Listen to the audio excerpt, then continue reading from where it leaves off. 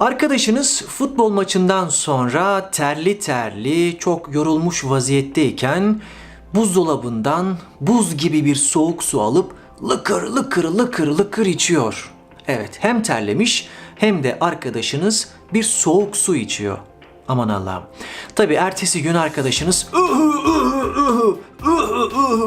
diye kendinden geçerek hangi fiili sergiliyor? Hangi fiili yapıyor? Yani bu fiil hangi fiil arkadaşlar? 3 saniyeniz var. Bravo. Öksürmek. Arkadaşınız öksürüyor.